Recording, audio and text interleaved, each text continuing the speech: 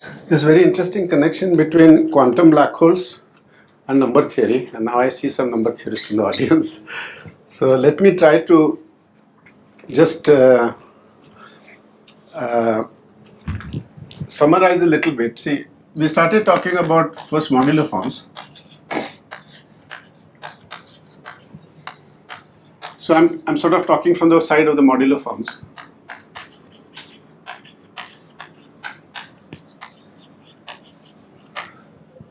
And maybe on this side I will talk about quantum black holes.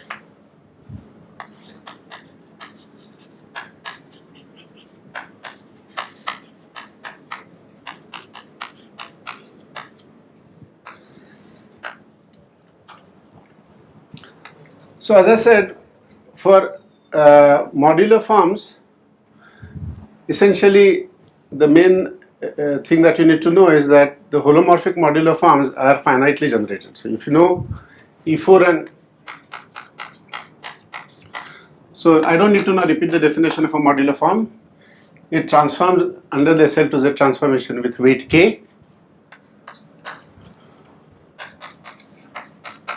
And E4 and E6, okay, I had actually written in terms of Q, they generate the ring. In that, if whatever modular form you want, you basically match the weight and you are allowed to take. So basically it reduces to kind of, it's a finite dimensional vector space generated by appropriate powers of, so as I took the example, if you want K is equal to 12, then there are only two possibilities. And you just have to tune the coefficient depending on which modular form you're looking at. And this was part of the kind of the magical power that Ramanujan had, that once you know that some object is modular with some weight, you just need to check the first few Q coefficients. And if you secretly know that it's modular, then you can prove some amazing identities. On the left hand side it might look completely different, on the right hand side it might look quite completely different, but as long as they're modular, by this theorem you can prove all kinds of identities. Of course Ramanujan did this, I mean this is proved in, it's a fairly, not a difficult, I think you can find it a proof in Sayre's book. I mean Ramanujan sort of might have known it, I mean in his way, right? I mean he probably, I'm sure he knew this theorem, but he sort of knew things and not necessarily. His question is who proved it first, I don't know. The fact that the ring of modular forms is finitely generated. Probably Hecke, yeah.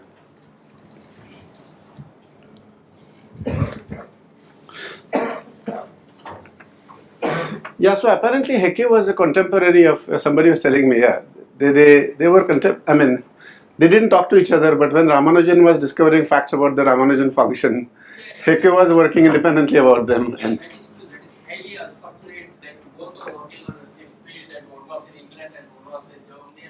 and they didn't talk to each other. And I think RT or somebody was also, there was some story like that. Okay.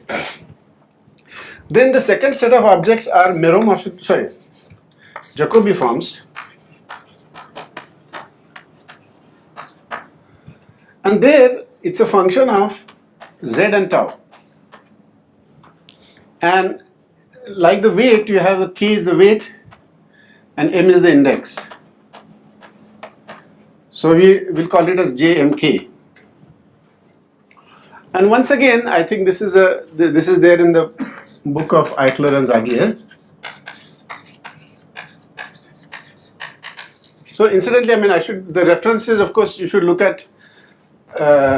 All this is discussed in great detail in my paper with Zagier from around 2000. It's on the archive 12 something. Whatever.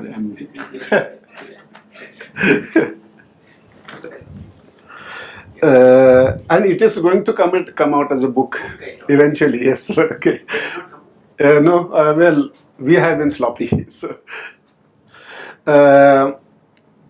Okay, and once again you have a kind of a simple, very useful result that there are two, let me call them A and B, let's say.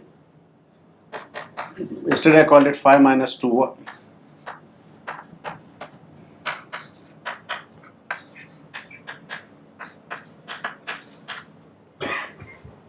So there are two modular forms of weight, sorry, I did it wrong, minus Km.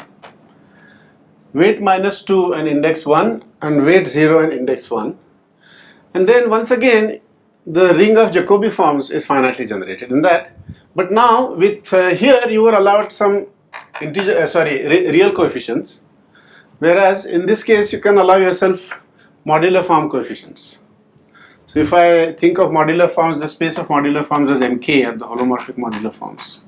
So yesterday I told you that the space of cusp forms, there is a space of holomorphic modular forms and then there are weakly holomorphic modular forms. And so basically you can multiply. So for example, as we took an example yesterday, suppose you want something with weight 2 and index 2 and weight let's say whatever you want, 4 let's say, then you can take second power of this, right? So you can take a square will have index 2 and weight minus 4, but you suppose you want something weight 4, then you just multiply this by some e4 square with some coefficient, and then you can take another possibility would be taking this and then b, and that's it, and then you're done. B square and A. Maybe b square. Sorry, b square and a square, but e4 square and there is also a possibility of ab. Okay, so that's a very powerful result because then you can generate. Basically, you can deal with these modular forms, and this is for even k even. This theorem is for k even. So there is also analogous thing for k odd, but I won't go into it because it's a bit. You said that you have this additional factor that you do the S into Z and C tau plus B to the K. With M also, do you have such a P factor that comes? Very good. So I will come to that. I have been a bit impressionistic about this. The main point about this is that these are modular in tau. By that I mean that they transform like a modular form with some weight k, and they are elliptic in Z. So this is kind of a simple way to summarize it. Elliptic in Z means what? Elliptic functions were discovered for some kind of doubly periodic or approximately doubly periodic functions with up to phases, right? And those phases are quite important. And I will give you a definition now. Since you asked, I will now give a more precise definition.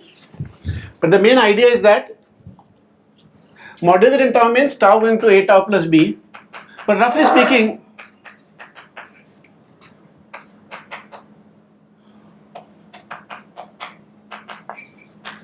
where all a, b, c, d and lambda and mu are integers, right? So the way to think about it is that you have a kind of a torus, it is with some tau parameter, and there is a z here, and this function is kind of doubly periodic on the approximately, it's not exactly doubly periodic up to a phase. It might help if you say Z goes to Z upon C1. Sorry? Because that is a point on the torus, so on the modular transform Z also transforms. You can write that. Sorry, exactly. Very good point. And z goes to z upon c tau plus d. So under this transformation, it transforms like a modular form, and under this transformation, it transforms like a roughly a doubly periodic function. And in a precise phase that I will write down now, it's important. So maybe I will just come back to the quantum black holes later, and I will, maybe this is a good division. I will.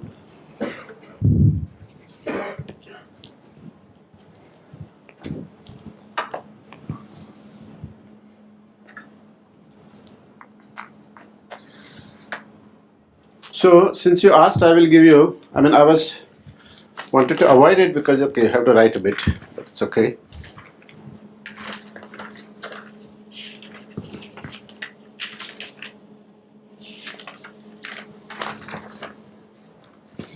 So, a Jacobi form of weight k and m, let's say phi, transforms as phi a tau plus b. So it's a very explicit thing, I mean, there is no.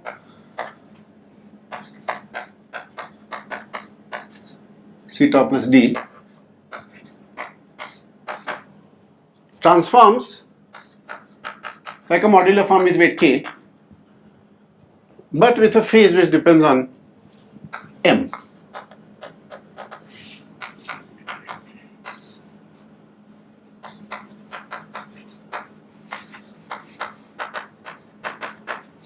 So I mean, I won't be pedant. I mean, it's understood that A, B, C, D depend on SL to Z, belong on SL to Z, and so on.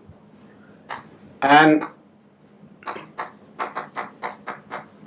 okay, maybe let me just stick to that notation: lambda tau plus mu.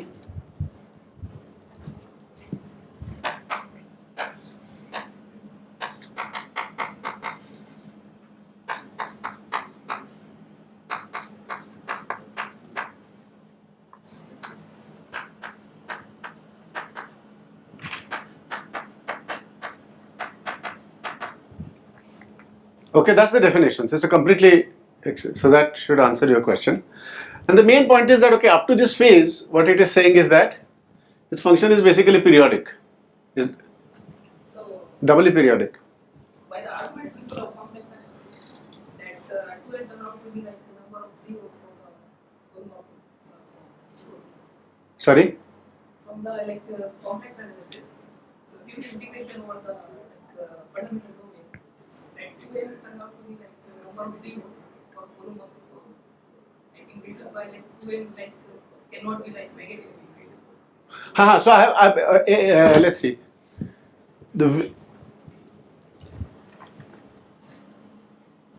So your question is, do I have restrictions on M? Yes. Yeah, so I will be considering M is always positive. Sorry, you're right. But we see we allowed ourselves K to be negative. So normally, Instead, 2n should be the non-negative. sorry? 2n should be the non-negative integer. Okay. It gives you a number of zeros. Okay, very good. So, but 2M being non-negative is the same as M being non-negative. So, Yeah. okay. Yes. Okay. So what is the,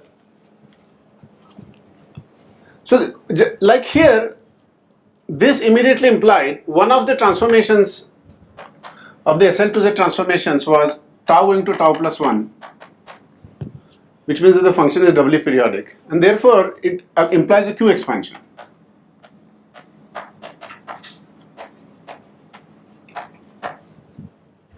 Right? So one can do the similar thing here. It's periodic in tau going to tau plus 1, and it is periodic in Z going to Z plus 1. So if you take Z going to Z plus 1, there is no, if lambda is 0, there is no phase. So it's really periodic. So therefore you can always have an expansion which is C n r q to the n y to the r.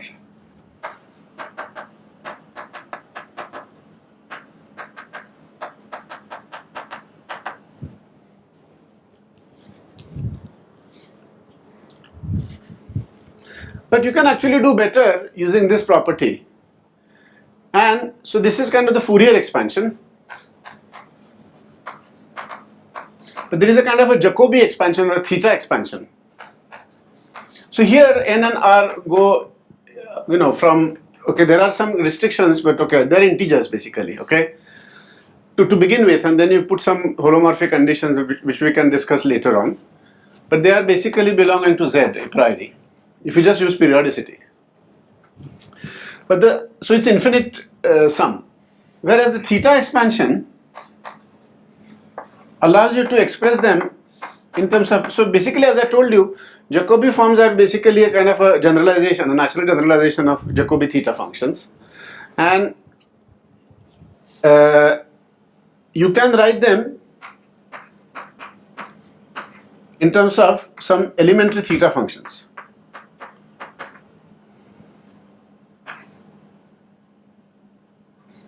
So it's basically L is equal to an integer mod 2, mod 2m. So let's see, to write it precisely, L will belong to Z mod 2mz. So basically L can, for example, take values from 0, 1, 2, 3 up to 2m minus 1. Okay, or from 1 to 2m. So depending on your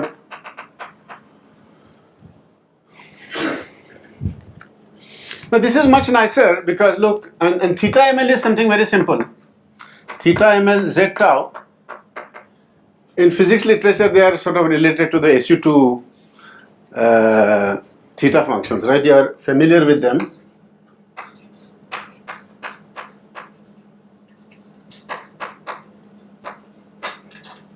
Where R belongs to Z and R is equivalent to L mod 2M.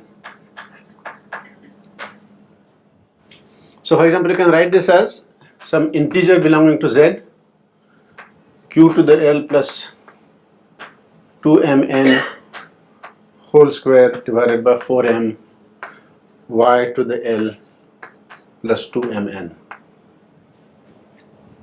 So this is a very simple generalization of the normal theta function, Jacobi theta function, and it occurs very naturally in various affine Cox-Moody and so on. Okay, but the main point is that therefore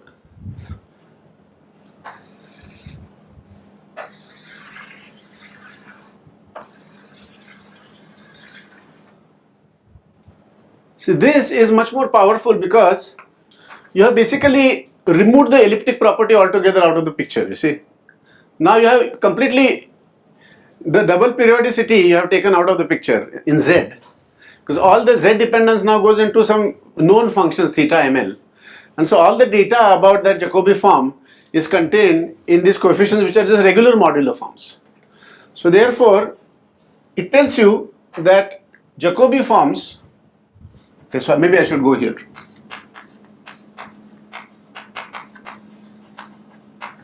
Are in one-to-one correspondent with vector valued modular forms.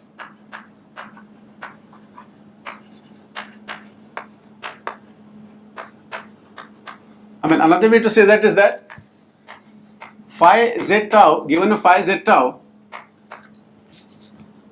I can equivalently specify HL tau.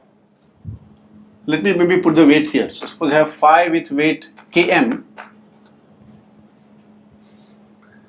Then HL tau, where L goes from say 0 to 2m minus 1, if I specify these objects, they are of weight k is equal to m minus half, because the theta function has weight half, modular weight half. And under a modular transformation, what is going to happen is that typically they will mix. So if I take a tau prime meaning a tau plus b plus c tau plus d, it will be some matrix times HL prime tau times c tau plus d to the power m minus half. Right? They can mix between each other. So that's why it is called a vector valued modular form. So you think of HL as a vector, and under modular transformation it can. No, I think you got the weight. It should be weight k minus half. Oh, k minus half. I'm sorry, exactly right. K prime is equal to k minus half.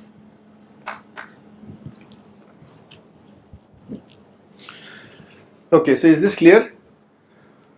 So that's all. So I think this completes, as far as physicists are concerned, a summary of modular forms and Jacobi forms, right? Because as long as they have some holomorphic properties. Of course, in physics, as we saw, we typically encounter things which are not holomorphic, right? And now I will come to that connection a little bit. But typically they are the inverse. So for example, in the quantum black hole story, we saw that there is this famous function delta of tau.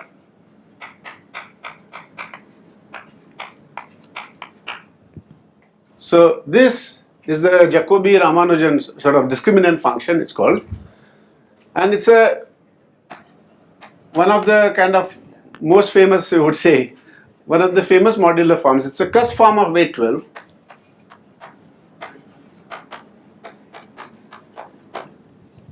And it's a cusp form because its Q expansion starts with Q. There is no 1 here. There is no linear term. It starts with Q plus something, Q square. So it's a cusp form. And as a result, its growth is very slow. Yesterday I had given the growth properties, that it goes as some n to some power. It's not exponential. Whereas in a physics application, as I explained, the kind of thing in the partitions problem, the physics black hole counting problem,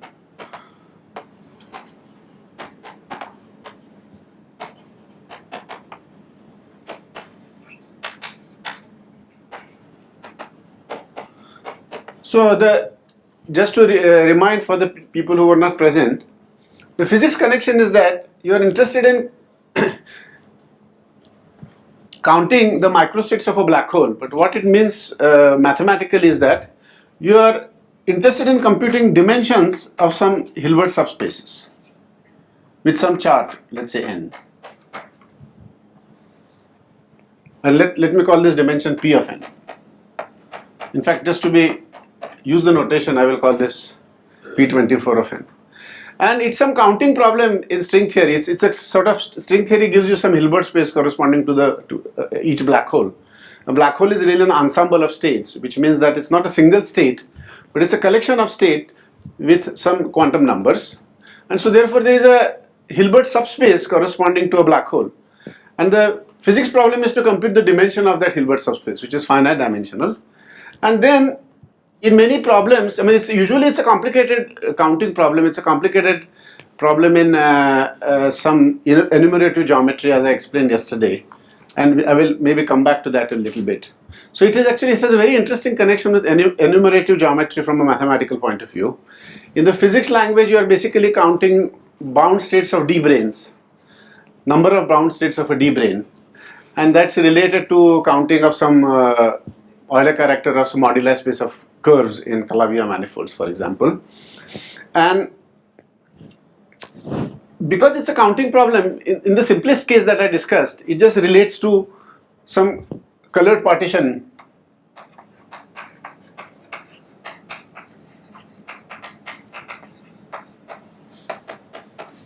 So it's basically colored partitions of n using integers of 24 different colors. And so this is one of the things that I gave in my public talk lecture, was that this, again, Ramanujan sort of enters the story in a very interesting way, that he was interested in partitions, and they also come in the counting problem. And he was interested in modular forms, and as we will later see, also in mock modular forms. But for now, modular forms. And that also appears very naturally. And then, so this was our modular form, let's call it Z of tau, which had some expansion Pn, P24n, Q to the n. Right? So we are basically interested in Fourier coefficients of modular forms.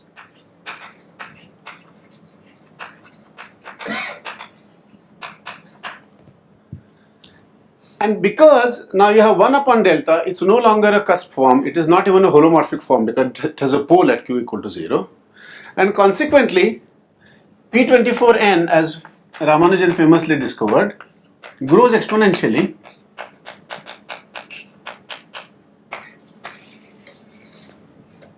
And in the physics literature, this is known as the Cardy formula. And the entropy of a black hole,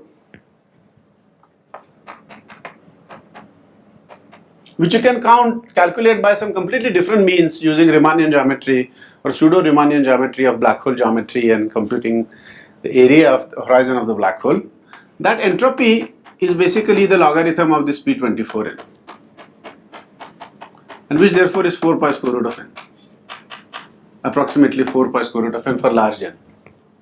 And of course, Hardy-Ramanujan, as I explained, Hardy-Ramanujan-Rademacher, in fact, give a precise, exact convergent expansion of this P24n, which also turns out to be quite important in physics applications when you study quantum corrections to the entropy. So this has been one of my interests in Hardy-Ramanujan expansion.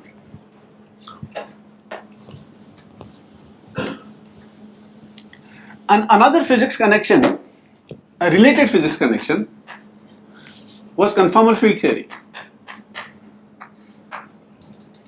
So I said that modular forms and Jacobi forms occur very naturally when you are computing two-dimensional conformal field theories. So Z of tau is some trace q to the L naught. It's some kind of a holomorphic trace minus c over 24, which explains this 1 upon q. So for example, is a modular form.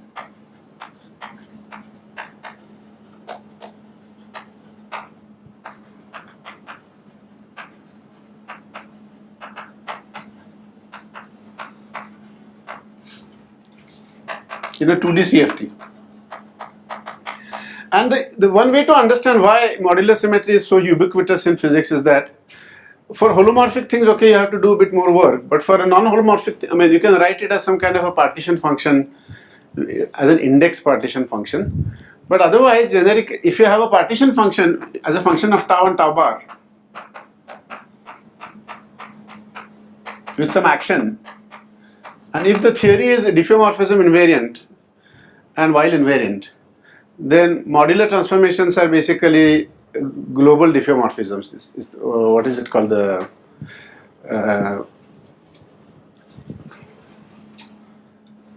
are called the den. What is the? No, not the interest. But I want to say something. Huh? Mapping class group. Sorry, exactly. So the map, basically SL to Z is the mapping class group of a torus. What that means is that modulo local diffeomorphism, this is the group of global diffeomorphism, modulo local diffeomorphisms and while. And that, since a conformal field theory, a two-dimensional conformal field theory is invariant under global and local diffeomorphisms, it's natural, very natural that in all conformal field theories modular symmetry will appear. So that's why in physics context it appears very naturally. And in fact, sometimes in math context, it's kind of surprising why there is a modular symmetry. For example, as in the counting problem of, as I told you yesterday, the D4, D0 bound states, or the what are known as the Donaldson-Thomas invariants of the K3 surface. There, a priori, there is no conformal field theory, but using string dualities, you map it to some heterotic string with 24, which has a conformal field theory underlying it. So sometimes modular symmetry, which looks a bit surprising from the physics, from the maths point of view, is quite natural in the physics point of view if you go to the right duality frame. But once again, it requires all this, the mysterious duality symmetries that we only understood. So this implies the mapping class group, invariant under the mapping class group.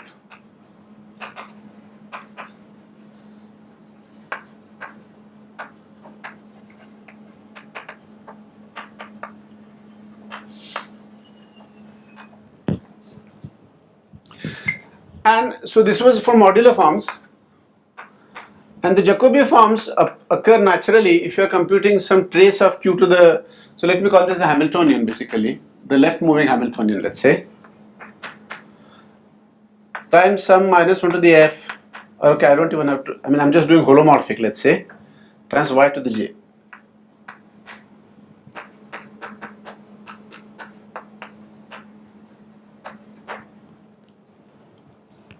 So again, in a two-dimensional conformal theory, you have a Hamiltonian and you have a conserved charge, and you can consider instead of considering the canonical ensemble. So this is like a canonical ensemble, e to the minus beta h, right? Trace of e to the minus beta h. That's what the partition function you compute. Here it's some trace of e to the minus beta h plus some mu times j, right? And then you write e to the mu as y. And then that's what you are computing. So the coefficients of this, like in a canonical ensemble, the Fourier coefficients will give you the degeneracies, right? They will give you the number of microstates or the degeneracies in the microcanonical ensemble. And similarly here, you think of this as a grand canonical ensemble. When you expand, the Fourier coefficients will give you CNR can be interpreted as the degeneracies, or the degeneracies is another way of saying dimensions of Hilbert subspaces. So basically the dimensions of various counting problems, the dimensions of Hilbert subspaces that occur in various counting problems can be obtained as Fourier coefficients of. So let me summarize that statement, and then I will move on to meromorphic and mock Jacobi forms, which is what I wanted to cover today. Sorry, question. So why is AB there? How is AB? Sorry. Let's say, if that's weight 4, Yeah. Weight, that example is for weight. So weight 4, I will multiply this by E6 times some number. sorry, one other question. So this going like square root of n, is that what is the area, that it's proportional to the area, or is that? Yes. So exactly this P24, this 4 pi square root of n is exactly the area of that black hole Um, divided by 4. so this is independent of dimensions. No, so this is a particularly simple, this is a heterotic small black hole. Depending on the context, there are generalizations of this. And in all such cases, Square root of n, is that's independent of the number of dimensions, or is that? yeah, but the thing is that the interpretation of n changes in each case. So therefore, that is dimension dependent. But yeah, the more general formula is something like area is proportional to square root of central charge of a conformal field theory times n. But the central charge itself can depend on some other charges. So for example, the Strominger-Waffa black hole, the central charge depends on 2 additional integers. So the final formula looks something like Q1, Q5n. In some cases, the central charge may depend on more integers. So depending on the context, but if you can reduce the problem to a 2-dimensional conformal field theory, it will always have this form. That is guaranteed. And this is called the Cardew formula in the physics literature. That a conformal field theory which is specified by central charge C, the asymptotic growth of its microcanonical ensemble degeneracies for given energy n always goes as square root of n times central charge. And this is a completely universal fact. Any other question? So let me now state. So now I think hopefully everybody is familiar now with, everybody and also the students I think have, now you can read our paper and understand, I mean if you need, but basic idea is that the space of modular forms and Jacobi forms is completely very well understood as long as they are holomorphic. But in physics usually you come across not holomorphic but weakly holomorphic or objects like that, but they also are usually the, instead of in the denominator they appear in the numerator and so on, numerator they appear in the denominator. So they are also kind of classified in a certain sense, but not, there is no theorem like that, because you can always, once you allow negative weights, then you can go arbitrarily low with a weight and there is no finitely generated, you cannot say that it is finitely generated. But if you actually do physics calculation, you typically end up getting nice modular forms like 1 upon delta instead of delta. The black hole side, if you go to non-extremal, just even slightly non-extremal, with the connection to all these modular types, it will completely go away, like there is still some kind of a remnant connection. So there is a connection with the conformal field theory. So maybe I will come to that. For example, if you look at the Strominger-Waffa black hole,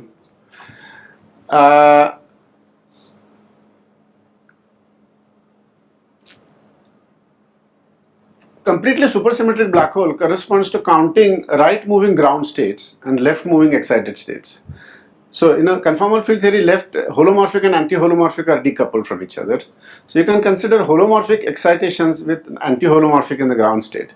If you allow anti-holomorphic to be excited a little bit in that same conformal field theory, you can try to understand, and in some cases you do find quite reasonable agreement for reasons that are not fully understood. On the field side it's fine, but coming to, so all the modular forms you are talking about, Yes. it has a pretty deep connection here. Yeah, so since as long as you're doing conformal field theory, dealing with dealing with holomorphic modular forms, see all the power, this kind of a theorem is very crucially depends on holomorphy. Once you allow for non-holomorphy, then you can take products. And there is no theorem for non-holomorphic modular forms, right? So, but typically what happens, for example, if you did a 24 bosons, right? The answer that you get is something like this, right? You get, instead of delta, you get delta tau absolute value square, right? If you did bosonic string, which is left-right symmetric rather than the heterotic string, then instead of getting 1 upon delta, you'll get delta absolute value square. Of course, there is also some Narayana or Sigal lattice sum over, there is a theta function on top that you have to worry about.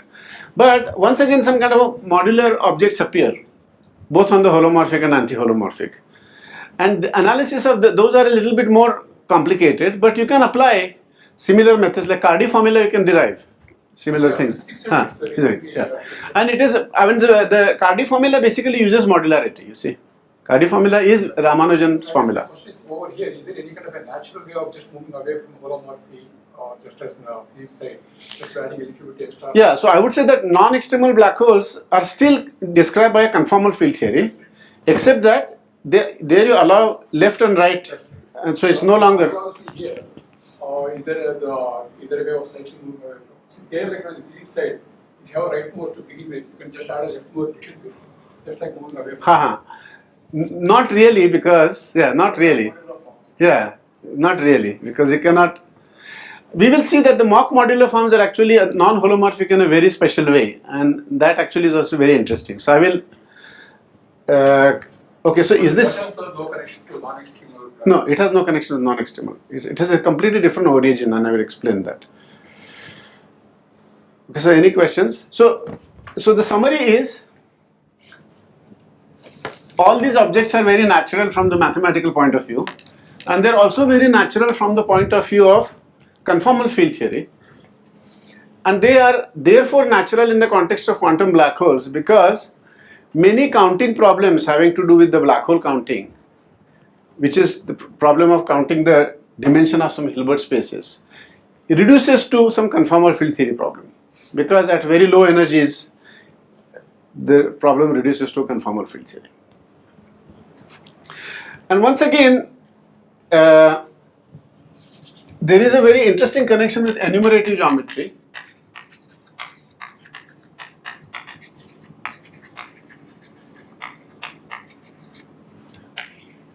And elliptic genus.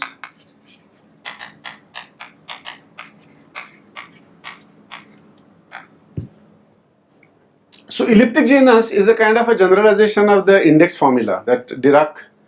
So instead of having just a single Dirac operator, suppose you have a infinite tower of Dirac operators, then the index of that.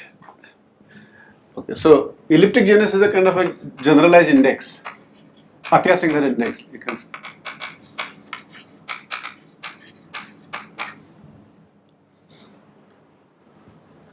And in the physics language, see, index theory, as we understand, is related to Dirac operators. Atiyah-Singer index theorem, for example, is related to the Dirac operator. And generalization is simply the Dirac-Raman operator. Which means that instead of doing quantum mechanics, you are doing string theory, or you are doing a 2-dimensional, 1 plus 1 dimensional conformal field theory. And so, this generalized index, so Atiyah-Singer index has a generalization already in quantum mechanics, which is called the Witten index. So let me just make that connection clear to you. So suppose you are given a manifold. And what is the index problem? So the index problem is, there is some Laplacian, and typically or a harmonic, some Laplacian on that manifold. Or Dirac,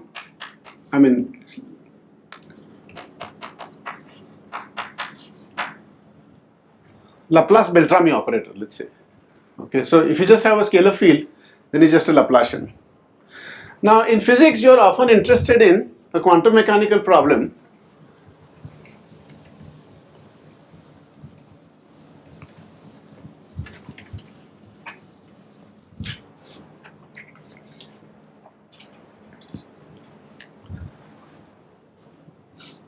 So if you take a very simple theory, quantum mechanical theory, namely, so this metric, it has a metric Gij.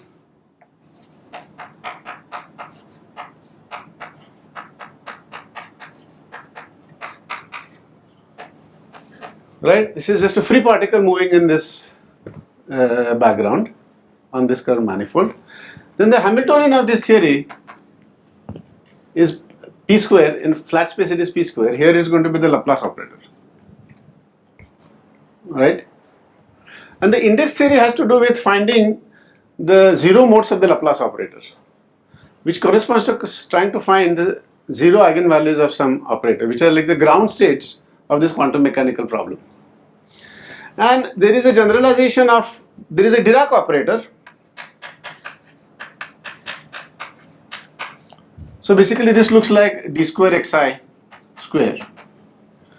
And then there is a Dirac operator which looks like some Clifford matrices times del by del xi. So this looks like minus del square del xi, where gamma is the Clifford matrices. They satisfy this algebra. Now physicists will immediately recognize that this is nothing but fermions with fermion commutation relations. And so adding such a term, you can basically represent Dirac operators as well as Laplacian operators as arising from quantization of some simple quantum mechanical system. And then minus 1 to the f, which is the number of fermion number, is corresponds to the gamma matrix here.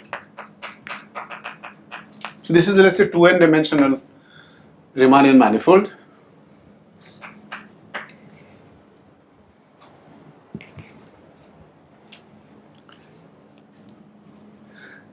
And so if you compute trace minus 1 to the f q to the h of this theory, then it basically amounts to computing some dimension of the dim care of this Dirac operator minus dim co-care of the Dirac operator.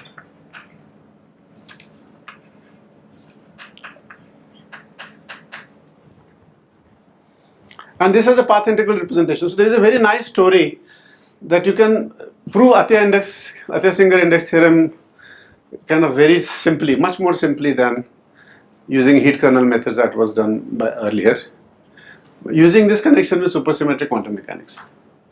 And then the generalization is very natural, that instead of considering a point particle moving in this manifold, you can consider a string moving in this manifold. And in physics literature, we know how to do this generalization.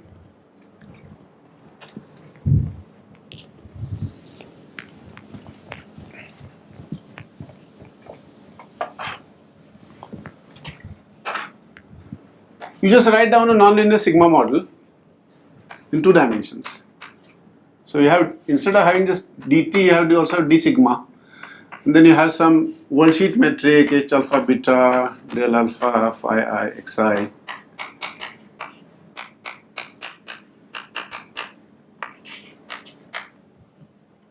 And there is a similar generalization of this. So there is supersymmetric nonlinear sigma model.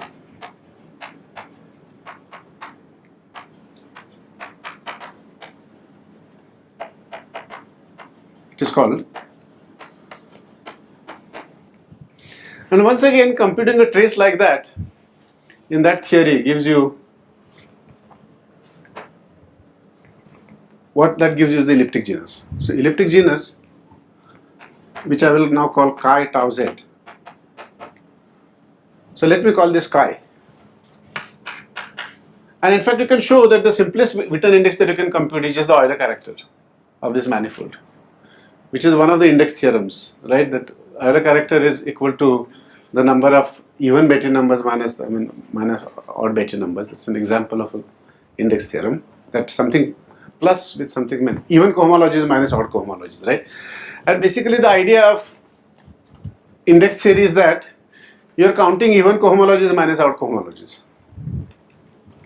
By cohomology, I mean the degree of the form. So if the degree of the form is even,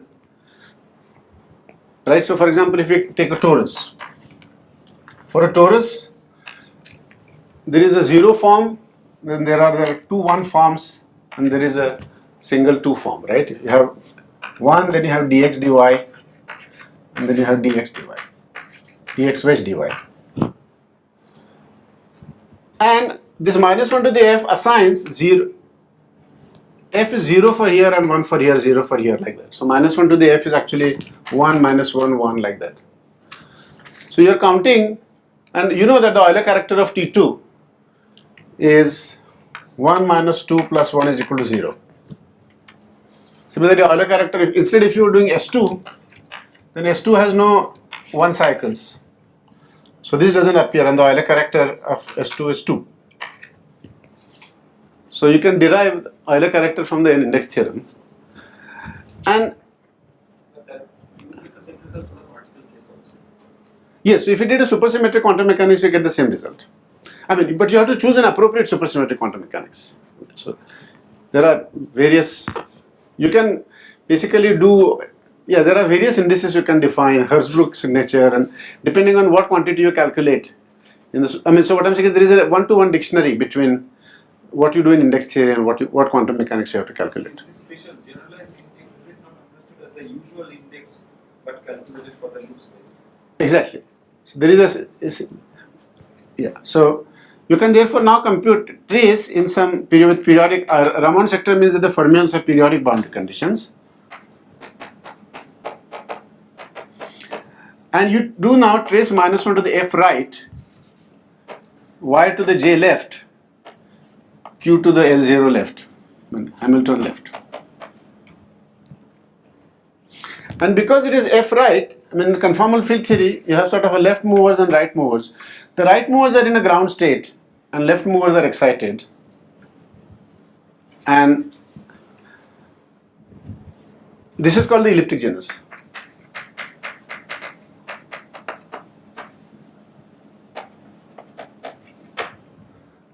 Whereas this is called the Witten index of M.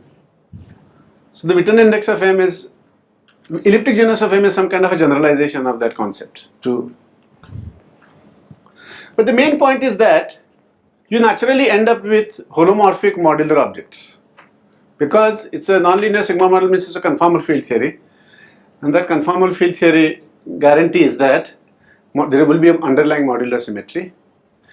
And in fact, you can also understand the elliptic symmetry from a physics point of view. There is a U1 and there is spectral flow, there is a spectral flow symmetry. So there is a complete one-to-one dictionary between the properties of the Jacobi form, the elliptic properties, modular properties, and what you get from the path integral representation of the elliptic genus. Sorry, the sigma fields are the xi, right? Huh? The sigma. Sigma fields, it's called sigma for historical reasons. You should call it sigma. And so underlying that is always a CFT. There is a nonlinear sigma model as long as this manifold is an Einstein manifold, meaning Rij is equal to 0. Then the beta functions of the sigma model are 0, and then you can. Examples are K3. For example, K3 is an Einstein manifold. Ricci flat, sorry, not Einstein manifold. Sorry, Einstein manifold can have a constant Ricci flat. Excuse me. And so the modular forms are relevant only if there is an underlying CFT. Yes, the modular forms generically, if you don't have CFT, then the argument doesn't work, right? Because the path integral is invariant always. In physics we always deal with path integrals which are diffeomorphism invariant, but we don't necessarily have while invariance.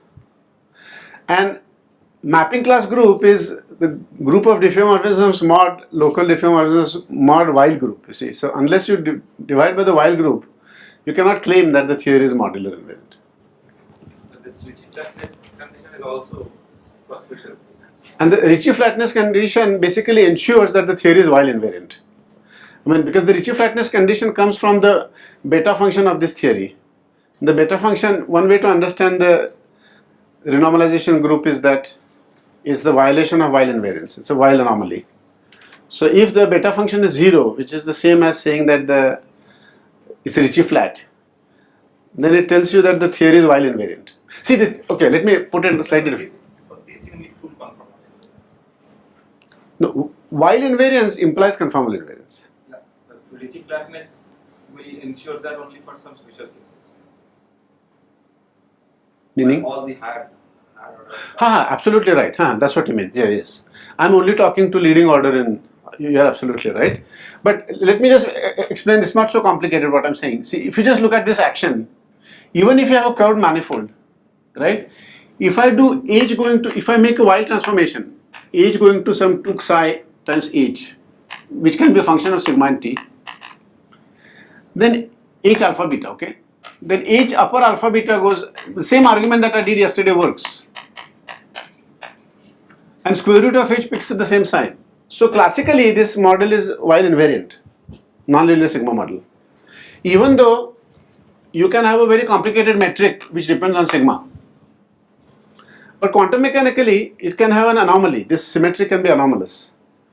And the beta function for that anomaly is basically gives you Rij equal to 0.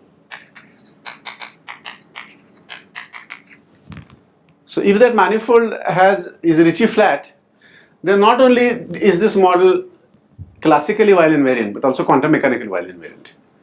And then modular invariance follows.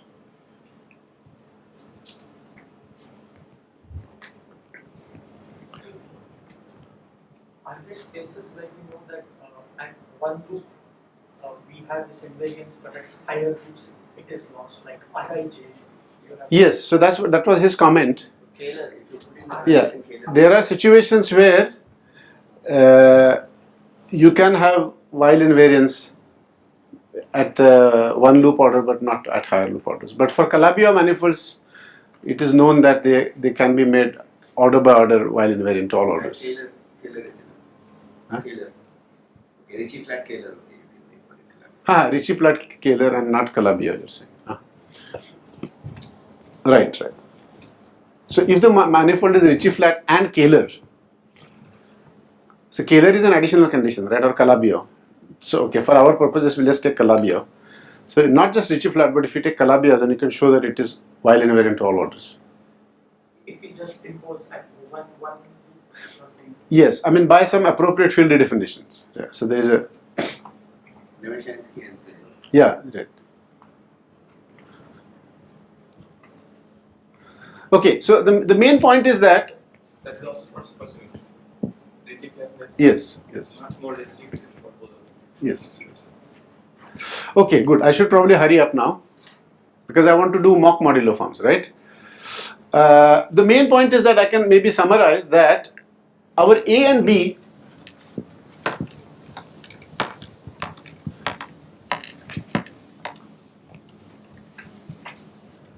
I mentioned that already. Our A and B, where A was equal to phi minus 2, 1, which I said yesterday was basically theta 1 square z tau. It has very explicit description in terms of the Jacobi theta function and the Dedekind eta function. And B, which is phi 0, 1, which again has a very explicit thing between, I think there's a factor of 8 here, theta 2 divided by theta 2 square,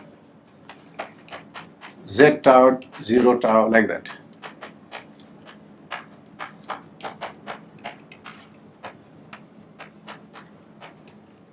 And 0 tau. Yes.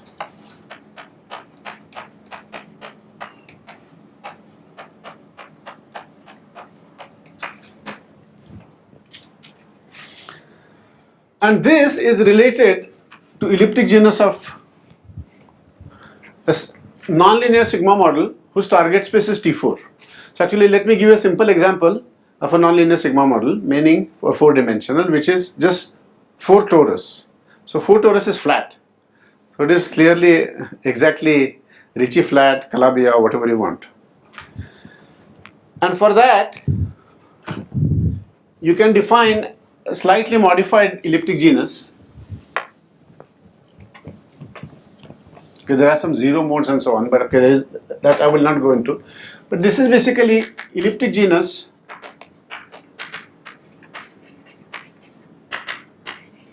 of a nonlinear sigma model with target space, or actually I would say elliptic genus of T4. Because elliptic genus has also completely mathematical definition, purely in terms of the manifold and some set of operators on that, some infinite set of Dirac-like operators. So given a manifold, there is an infinite set of Dirac-like operators, and the index of that, the generating function for the index of those operators is called the elliptic genus. And in this case, this is K3. So both these objects which were generating the ring of all Jacobi forms occur very naturally in the physics context. And they also have very interesting black hole connection. This is related to Strominger-Waffa black holes in 5 dimensions. These are related to some 5D black holes. It counts, the Fourier coefficients of this object counts the degeneracies of 5-dimensional black holes. And the Fourier coefficients of this object counts the degeneracies of some 4D n equal to 8, some quarter, 1/8 BPS black holes. So some black holes.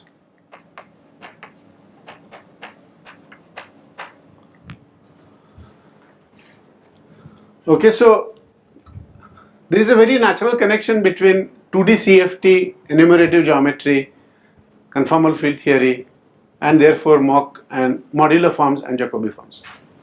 Okay, let me now come to, maybe I should leave this part here, and let me come to the story with meromorphic Jacobi forms.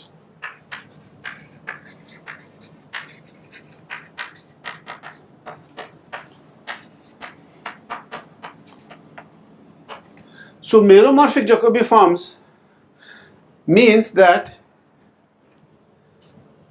allow for poles in the z plane. And this actually is going to have a very nice connection to mock Jacobi forms.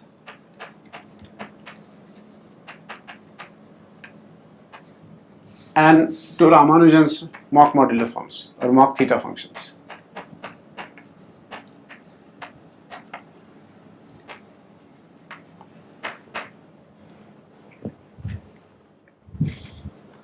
And this was the content of our paper, this paper with Zagier, that we proved that a meromorphic Jacobi form has a kind of a unique decomposition in terms of something called the Appel-Lerch sum and a mock Jacobi form. And we introduced this new object whose Fourier coefficients are related to mock modular forms. I mean, whose theta coefficients are related to mock modular forms. But what do we mean by this? You see, suppose instead of taking, see, this has a 0, A has a 0 at z is equal to 0. Right? The theta function, the Jacobi theta function, as you know, famously has a 0. If you recall, the Jacobi theta function has a product formula.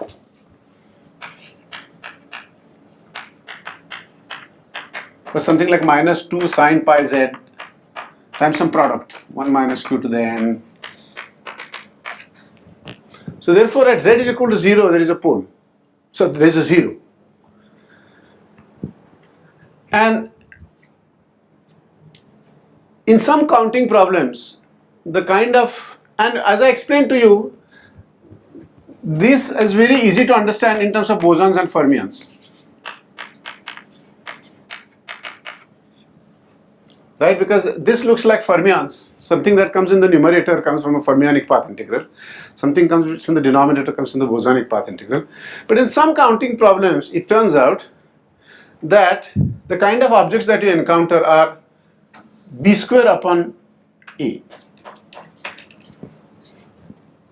is meromorphic.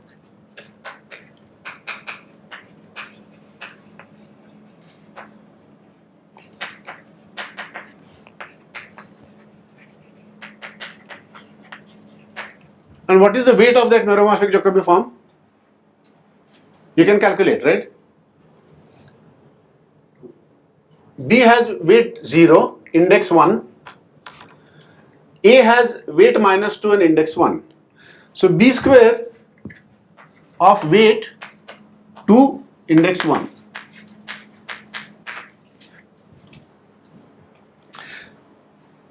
Okay? And now you run into a problem because now the Fourier expansion doesn't work.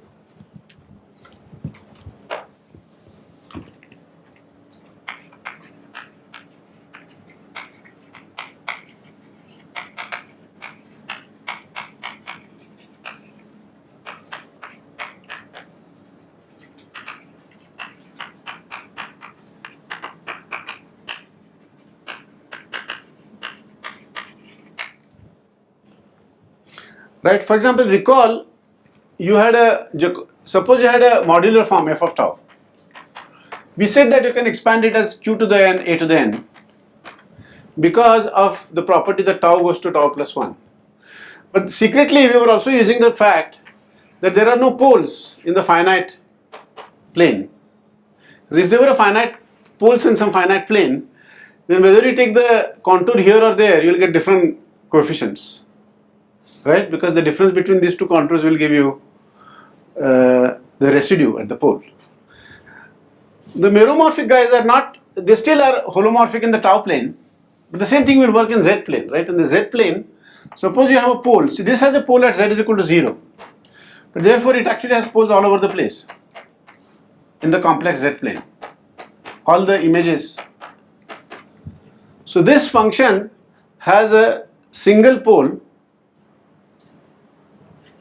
Sorry, double pole. Yeah, double pole. Very importantly, double pole. So it has a double pole and 1 0. So for meromorphic case, like the 2 n turn out to be like number of zeros minus number of poles. So here it has like 2 zeros, 1 pole. So it turns out the index. You are explaining the way to understand the index in terms. Meromorphic form like the number of zeros minus number of poles, which is like in the holomorphic case, here it is just number of zeros. Okay. Here it should be negative. Okay.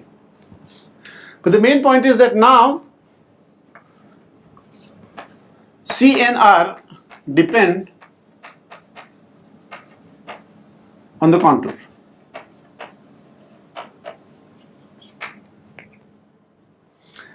Right? So that is the problem. Now what do you do?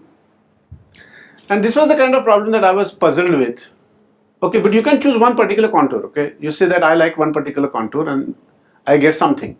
I get some set of, therefore maybe I can add some index on it and some, let me call it alpha, depending on the, I can label a contour by alpha. And then C's will depend on alpha. But then the problem is that the theta expansion no longer works. One consequence of that, because recall that under modular transformation,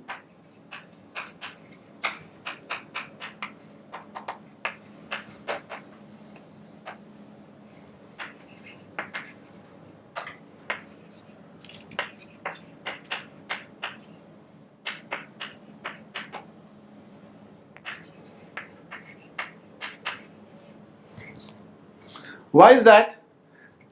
So once again, you can do, maybe you can choose one particular alpha and do a theta expansion, right?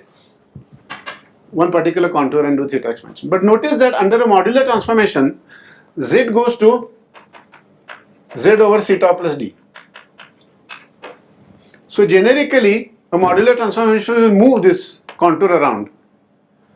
And you won't be able to assert this fact that I told you, that the Jacobi form is a 1-to-1 correspondent with. See here HL tau was a vector valued modular form.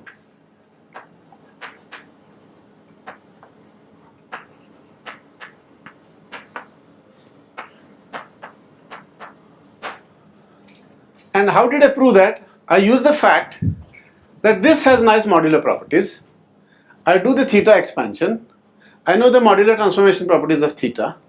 And then I derive the modular transformation property of HL. But now there is a secret index alpha that I have to add here. And under the modular transformation, that alpha index changes. And therefore what I will get is that HL alpha is related to HL beta. And HL alpha and beta are not the same thing. So therefore I cannot assert that HL are modular. And the main point of our theorem, so this is the kind of the, okay, let me come to the theorem, is that instead of modular, they are mock modular. So theta expansion gives HL of that are vector valued mock modular forms.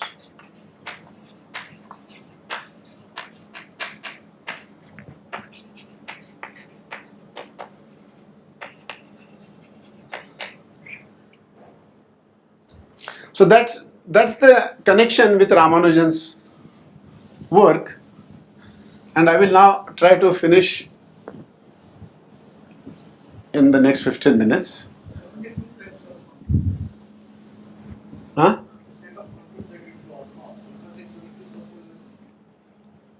The index alpha that you No, there are infinite number of them, right? Because every time you cross a pole, you pick up.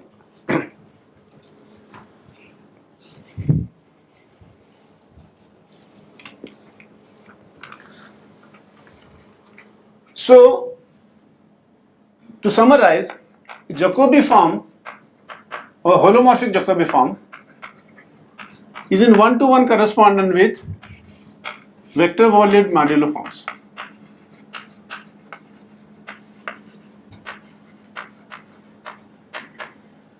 Namely, if I give you a single Jacobi form of index weight k and index m, it corresponds to weight k minus half and a 2m dimensional vector.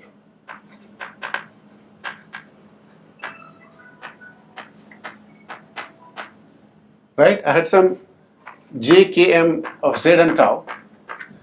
But by the elliptic property, all the z dependence goes into the theta function, and I'm left with just an HL of tau. Whereas for a mock Jacobi form, meromorphic Jacobi form,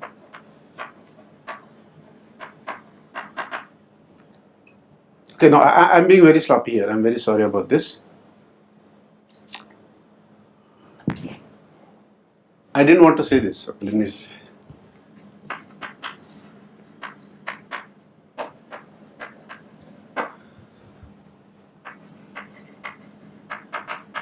I cannot state my own theorem incorrectly, so.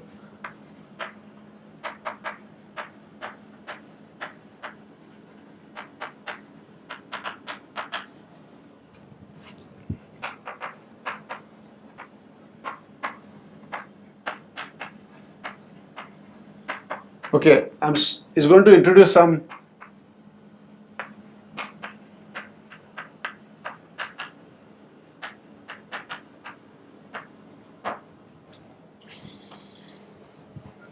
Okay,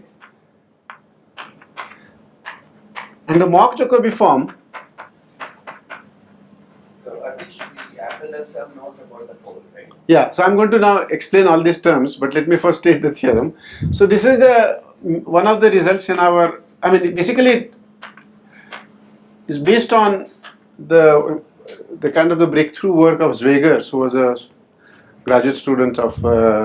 That was his thesis work, student of Zagier, and based on that work, we proved this. This is the Abolkar Murthy. Murthy is also physicist and Zagier decomposition theorem. I mean, this is one of the results of this paper. That a mock Jacobi form also admits. So basically, J admits the theta expansion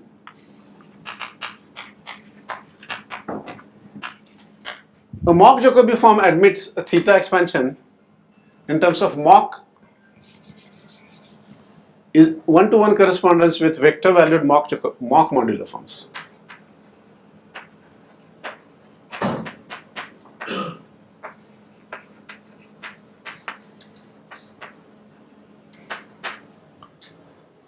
Okay, and this actually turns out to have a very nice physics interpretation, which if I have time, I will go. But I should now explain to you.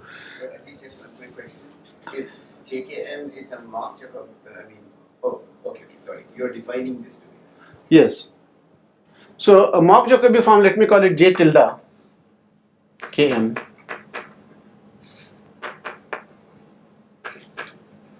Can similarly be written as theta Km, theta ml, Z tau, H tilde L tau. Exactly analogous to ordinary Jacobi forms. So to summarize, an ordinary Jacobi form is basically completely equivalent to a set of ordinary modular forms, whereas a mock Jacobi form is equivalent to a vector of mock modular forms. And there is a connection between the meromorphic Jacobi forms and mock Jacobi forms through the Apple-Lurk sum, and that's related to single-centered black holes and multi-centered black holes. Okay, so it's a lot of story, but let me just describe it in the context of this example. And in fact, this example generates an infinite, the physics example actually generates an infinite number of mock modular forms, which were, and including all of Ramanujan's forms and many new ones. So this has a double pole.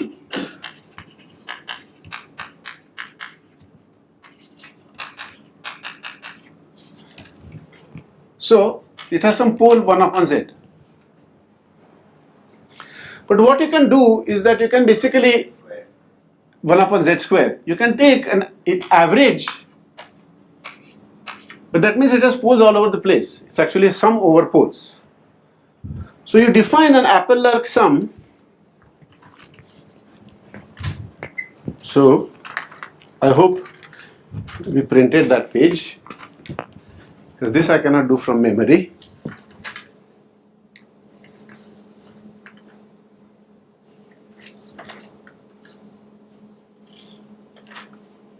It's an elliptic average, right? Yeah, it's an elliptic average. Do you remember? I don't know. I meant plus n tau. So the Apple-Lurk sum z tau is an elliptic average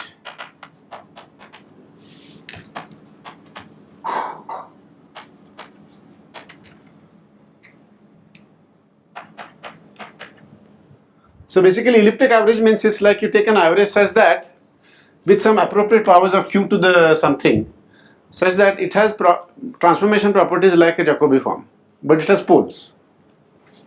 So therefore, one can always express the decomposition theorem says that given a meromorphic Jacobi form phi tau z, you can write it as phi polar plus phi finite. And phi polar is an elliptic average of all the poles of that function. And whatever remains you call phi finite. And the main content of that theorem is that given a meromorphic Jacobi form on the left hand side, if phi polar is this Apple-Lurk sum, then phi finite is a mock Jacobi form.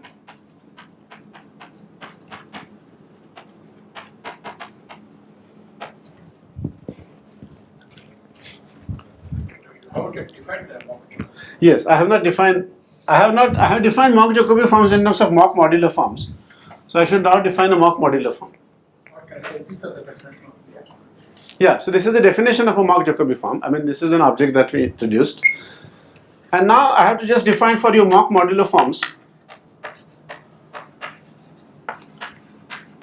and explain the physics connection, and then we are done. Okay, in 10 minutes I can do this. So what is a mock modular form and why it was so mysterious why did it require Ramanujan? A mock modular forms is actually something, let's say a function f of tau, which is not really modular. But there is another function, another modular form g of tau, such that, so mock modular forms is really a pair of a modular form of weight k and another modular form of weight k minus something, k minus 2 or something like that, okay. Two modular forms, such that f hat, which is now a function of tau and tau bar, is no longer holomorphic, is equal to f of tau plus some transform g star of tau and tau bar. And what is that transform? That transform is actually very simple in such a way that if I take a derivative, tau bar derivative of this with some tau 2 factors, tau 2 to some power, I get a purely anti-holomorphic person, g of tau bar. Okay, so this sounds like a very complicated definition, but let me explain the basic idea so that to demystify it a little bit. And f hat is a component. And then the claim is that f hat is modular. So this is the mock modular form of weight k. This is called its shadow. F hat is called its completion.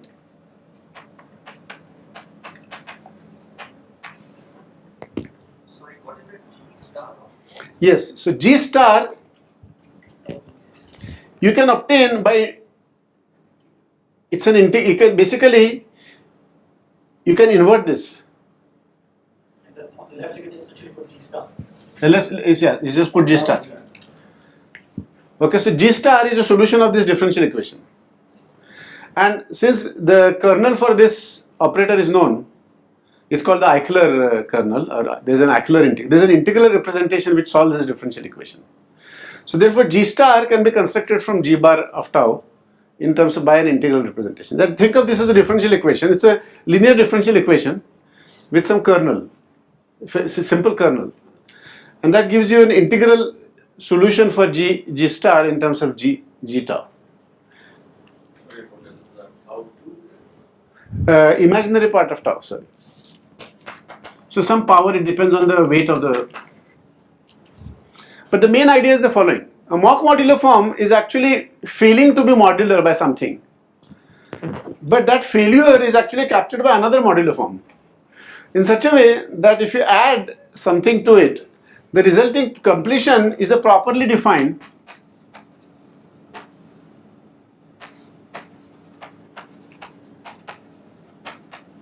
but it is not holomorphic.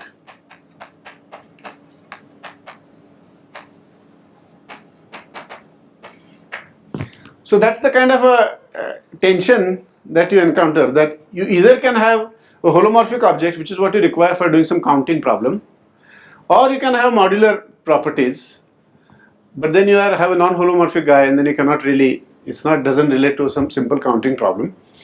But Ramanujan secretly sort of knew there was some function there. He didn't know that there was a function there. Should be fixed by F. No, it is not. So you have to really know this pair. There is no real, given f of just, it's very non-trivial. As I saw in the case of modular forms, right? The ring is finitely generated. So if I tell you that something is a modular form, you cannot actually check by hand. Right? How will you check? We are sort of used to using some representations in the theta functions. Then you can check by hand using some Poisson summation. But if I just told you that some function is modular, it's not easy to check it unless you have some theorem which tells you can expand it in terms of E4 and E6 and so on. Here there is no analogous theorem. So given just a function, a priori you have no way of knowing whether it's actually a mock modular form or not. I mean, it's only Ramanujan somehow hit upon it. And underlying it, there is a shadow which people have subsequently discovered what it is. So that is the summary of Ramanujan's mock modular forms. And this has a very nice interpretation that in terms of this enumerative geometry and black holes.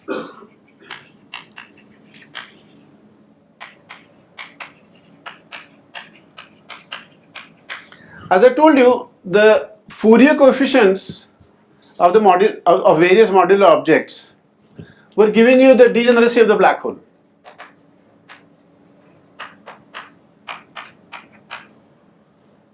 Degeneracy. But if the Fourier coefficients are ambiguous, it means that the degeneracies are ambiguous. How can that be? I mean, a black hole should have unique degeneracy. And the contour, therefore it depends on the contour. So let me put it like that. There are poles because of which the degeneracy is poles in the z plane, because of which the choice of the contour matters and the degeneracies are not uniquely defined. Correspondingly, actually it turns out that the degeneracies, in fact, there are walls in the moduli space of these Calabi-Yau manifolds. So the poles corresponds to walls. The residue of the poles corresponds to the jump in the degeneracy. And the choice of the contour corresponds to choice of a chamber in this moduli space. So I told you the black hole degeneracy is related to some enumerative geometry problem of some Calabi-Yau manifold, which has some moduli. Generically, Calabi-Yau manifold has some moduli. And depending on where you are on the moduli space, actually the enumerative problem is different, little bit different. And therefore the moduli space is actually divided up into walls, divided into chambers by walls that separate the moduli space into different chambers. And every time you cross a wall, the degeneracies can jump because the enumerative geometry problem also changes. And in the black hole story, what happens is that in one chamber, you only have single-centered black holes. In the other chamber, you have single-centered black holes and double-centered black holes. And you can have more double-centered black holes.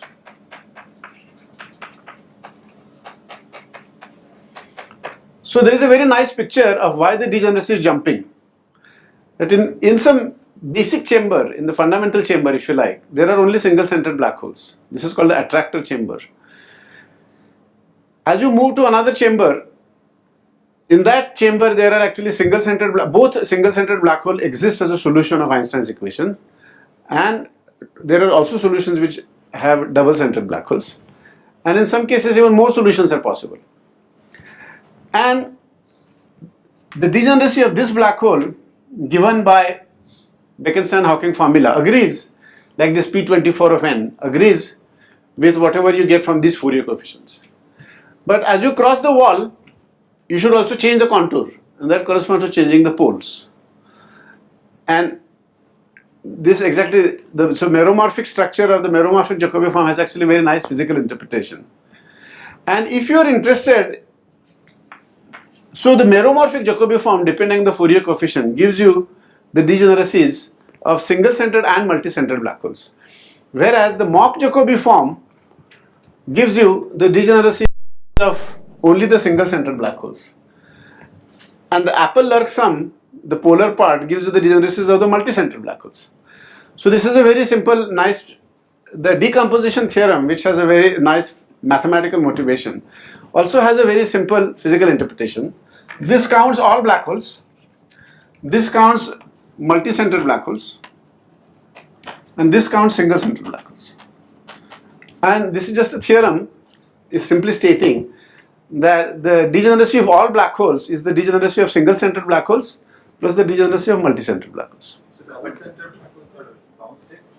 They are bound states of two black holes. So asymptotically they have the similar behavior. Yeah, asymptotically the charge is the same, but if you go close enough, they are actually not a single black hole, but they are multi-centered. Then there are higher moments are there Yes, in the yes. solution. So Yes. all those things can be read out from this mathematical properties of this. No, you cannot read off the properties of the solution. At least the moment. No. Multi-centered black holes are marginally bound. Yeah, and that's another way to understand it, that as you approach the distance between them depends on the moduli. And you approach this wall, what happens is that they start moving apart from each other. And as they reach the wall, the distance between them goes to infinity and they just fall apart.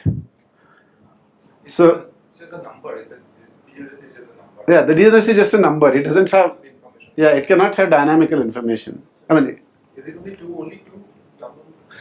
in more general context, you can have very complicated things, but in this particular very simple example, actually the story is much simpler and related to Ramanujan's Jacobi. Yeah, that story always have only two-centered black holes. What is the Fourier coefficient that gives the black hole degeneracy? Which Fourier? So if you just want the single-centered black hole, Yeah, that's the defined part. then you just take the Fourier coefficients to the mock Jacobi form, which is uniquely defined. So the mock Jacobi form, Fourier coefficients are uniquely defined because they don't have any pole in the z plane. So their Fourier coefficients are uniquely defined. If you want the degeneracies, whereas the Apple-Lurk sum has the same problem as the original meromorphic Jacobi form, that it has poles. And so depending on so the point is that you sort of separated the problem of the poles from the problem of not having poles. I just want to understand what are the charges. So suppose I want to find out the single center black hole degeneracy. What is the charge and specify? Haha, okay. So for example, in this example, if you consider a 4D black hole with both electric and magnetic charges, actually it's a charge vector, it's a 28-dimensional charge vector, and then you take q square upon 2 and they form they're in the Lorentzian lattice, so q square upon 2 is an integer. Let me call this n, let me call this m, and let me call, there is also q dot p, let me call this L. Then the degeneracy dqp, which actually in principle should depend on so many integers, actually depends on only 3 integers.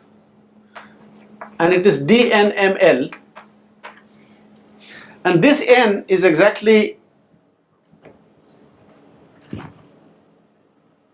It's the AN. Go to the Fourier. yes, the n, this you have to expand. So there is an n here because you expand this as q to the n y to the, sorry, q to the n a n, right? And there is an L here. So basically n, m, l are related to the n and l and m are related to,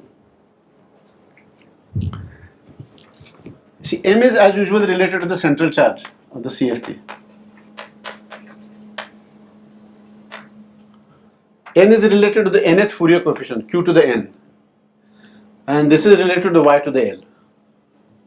So you're fixing M somehow. Yeah, you fix m to be some number which corresponds to, if you have a d1 d5 system, then m is typically q1 q5. So for example, there is a 4 charge black hole in 4 dimensions which has a q1 q5 and top nut charge and n, and then there is another momentum which is L. There are 5 charges actually, and so you can take q1 q5 to be m, the product of this to be m, this to be n. So there is a 5 charge black hole in 4 dimensions. The degeneracies are given by Fourier coefficients of this particular Mark Jacobi form that occurs in this counting problem. Are there some objects that stay the same as you go across the walls? Single centered black holes, they stay the same. They don't change. Yeah. So this object is identical. The degeneracy does not, for this the degeneracy does not jump. So the only jump in the degeneracy comes from the fact that these multi-centered black holes fall apart because the distance between them is determined by the moduli. Okay, so, and that's why when you go here, there are more states which again fall apart.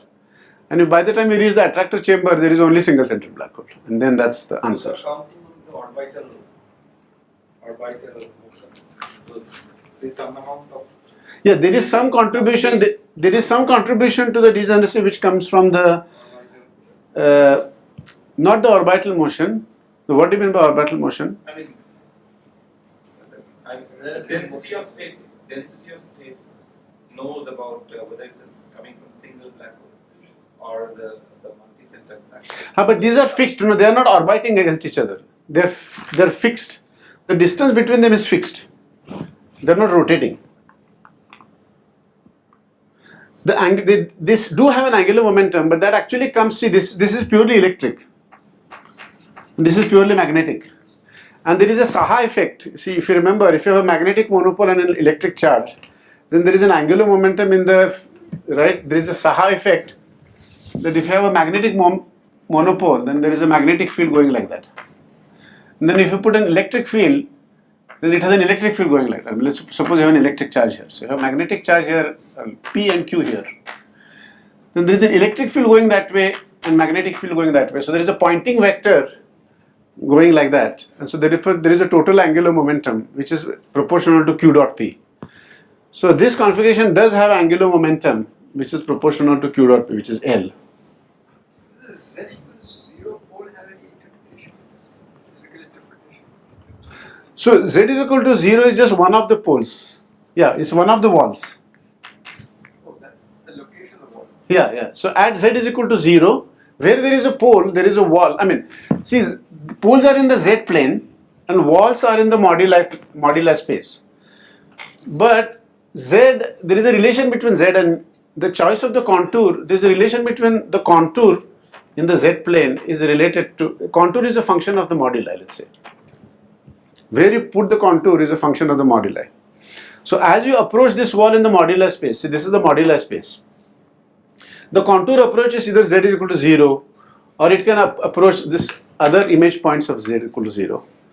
And the degeneracy keeps on jumping. So somehow the mock modular forms appear in the context of degeneracy of multicentered black holes. So I think I'll stop here.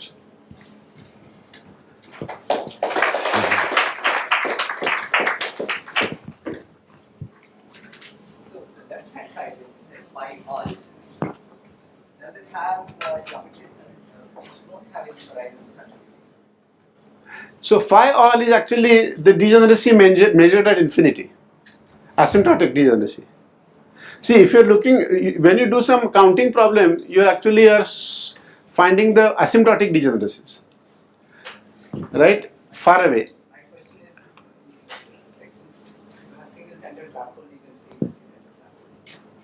But they when we state gravity solutions, we don't have any horizons, like orthogonal. Are they included in these? Very good point. I mean, there could be some hair kinds of solutions. No, I mean, no horizon. Just the Horizonless. Horizonless, there could be fuzzballs. In this particular n equal to 4th case, there are no fuzzballs type solutions. So there is, This particular example is from. yeah, so they, but I think the fuzzball, in my personal opinion is the fuzzball cannot account for black holes. No, Meaning- that's not the question. No, so meaning, I'm taking Ashok's point of view where you add yeah, so you could have some additional, zero horizon solution, one horizon solution, two horizon solution. yeah, so generically you would have more such solutions. But it turns out that in the simplest and the nicest mathematical problem, which is the n equal to 4 black holes, which also relates to Ramanujan's work and so on, the physics is also quite simple and nice and is completely understood. The more general problem of the similar counting problem for a generic Calabi-Yau is very, very difficult, and people like Conservage and so on have worked on it. And the complete story is there are very, very few examples. There are no examples actually. Now people are beginning to get some examples in generic Calabi-Yau. Whereas this is a very special Calabi-Yau which is K3 cross T2.